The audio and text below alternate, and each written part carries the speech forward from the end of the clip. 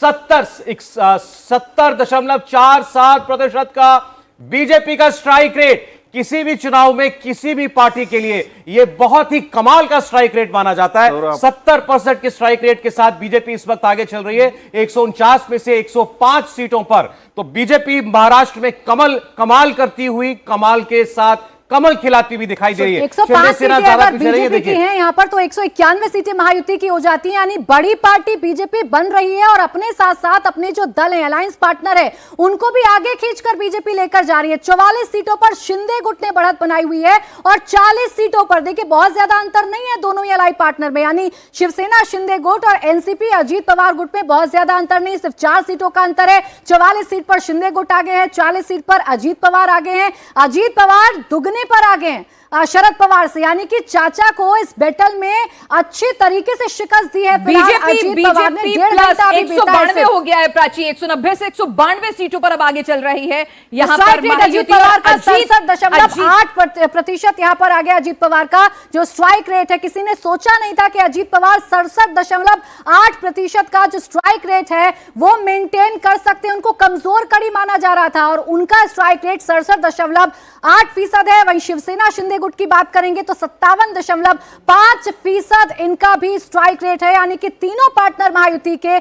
अच्छे strike rate के साथ इन चुनावों में उतरे, मैदान में वोटर्स का दिल जीतने में कामयाब रहे हैं। और यहां पर महाविकास आघाड़ी 100 के आंकड़े को भी नहीं छू पा रहा है। 92 सीटों पर काफी देर से रुझानों में 92 सीटों पर जो है यहां पर टिकटिकाती हुई उनकी सुई जो है नजर आ रही है। और देखिए महाराष्ट्र के सारे रीजन्स पर एक बार फिर से नजर हम लोग डाल लेते हैं। मराठवाड़ा में 32 सीटों पर 48 में से बीजेपी गठबंधन आगे जाता हुआ दिखाई दे रहा है। यानी कि मराठा वोट की काट बीजेपी ने ओबीसी वोट से एक बटोगे तो कटोगे के नारे के साथ ढूंढ ली है। मुंबई की 36 सीटों में दुगने के अंतर से महायुति महाविकास आघाड़ी से आगे है। इसका सीधा मतलब यह है कि शिंदे सेना और बीजेपी की जोड़ी यहां पर कांग्रेस और उद्धव ठाकरे की जोड़ी पर भारी पड़ रही है। उत्तर महाराष्ट्र में बीजेपी अपने स्ट्रांग होल्ड्स को बरकरार रखने में कामयाब हुई है। इसके अलावा उसके सहयोगी भी बेहतर कर रहे हैं। कांग्रेस प्लस 14 सीटों पर आगे, बीजेपी प्लस 22 सीटों पर 36 में से आगे है।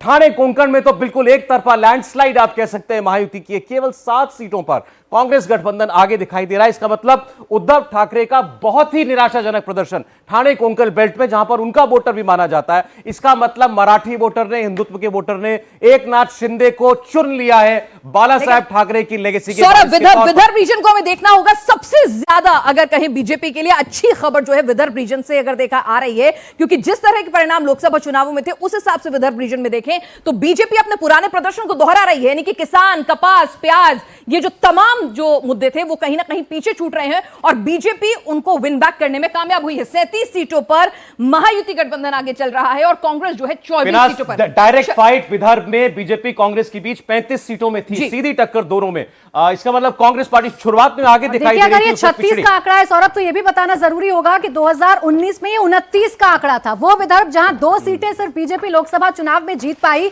वहां 36 सीटें यानी पिछले सीटों से भी इजाफा कर रही है। हालांकि महायुति का पूरा आंकड़ा है, लेकिन स्ट्राइक रेट आप देखिए कितना जबरदस्त है। विदर्भ में जो स्ट्राइक रेट लोकसभा चुनाव में महायुति का था वो तकरीबन 30% का था और ये अब लगातार बढ़ रहा है। ये तो महाराष्ट्र की बात रही। उत्तर